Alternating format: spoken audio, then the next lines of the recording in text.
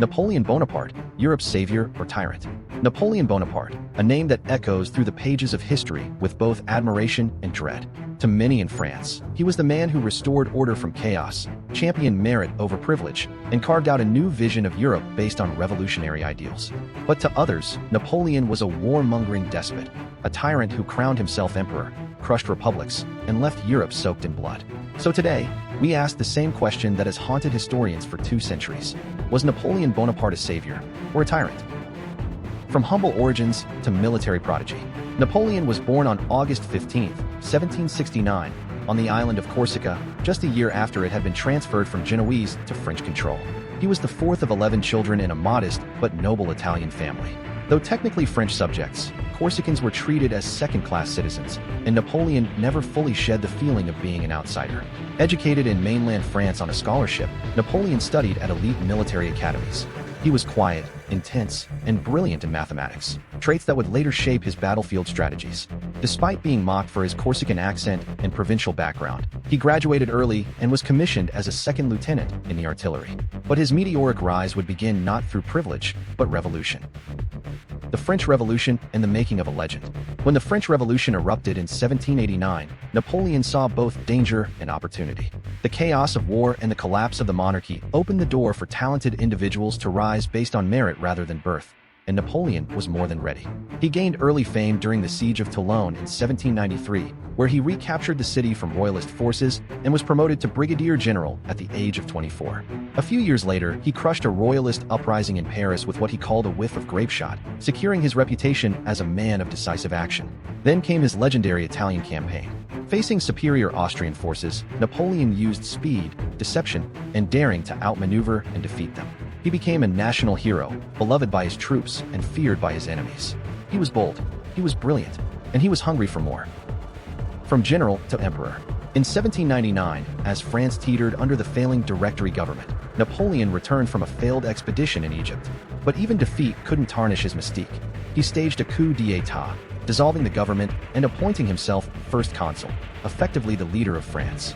Over the next few years, Napoleon brought stability. He centralized administration, reformed the legal system with the Napoleonic Code, established the Bank of France, and made peace with the Catholic Church. These reforms modernized France and laid the groundwork for its transformation into a modern state. But power was not enough. In 1804, Napoleon crowned himself Emperor of the French, literally taking the crown from the Pope's hands and placing it on his own head. It was a clear message. Napoleon owed his power to no one but himself. He claimed to be the heir of the revolution. But was he becoming the very kind of monarch the revolution had sought to destroy? The conqueror of Europe. From 1804 to 1812, Napoleon waged nearly constant war across the continent. His grand army marched from the Pyrenees to the Russian steppes, defeating coalition after coalition. He toppled empires, redrew borders, and placed family members on the thrones of Europe. At Austerlitz, he achieved one of the greatest victories in military history. At Jena, he shattered the Prussian army. Even the mighty Holy Roman Empire ceased to exist, replaced by Napoleon's Confederation of the Rhine.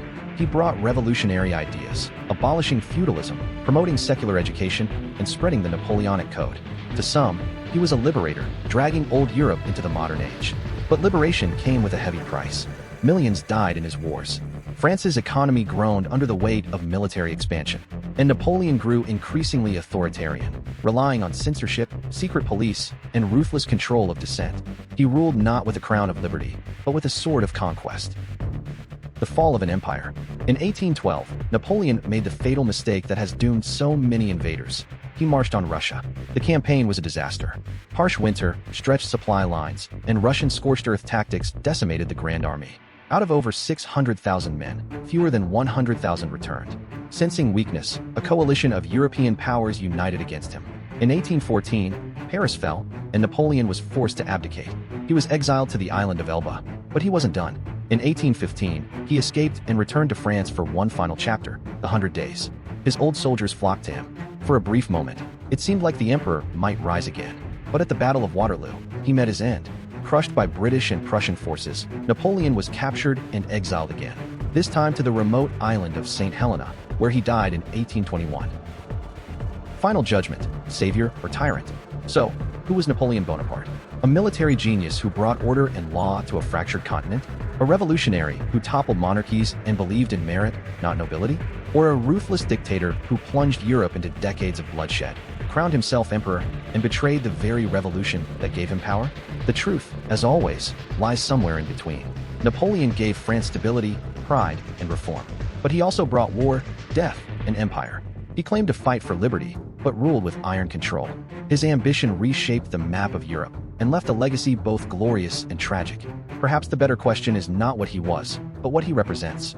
The fine line between leadership and tyranny, between vision and obsession, between the rise of a man and the fall of a continent. Napoleon Bonaparte, Europe's savior or tyrant? History still hasn't made up its mind. Should we?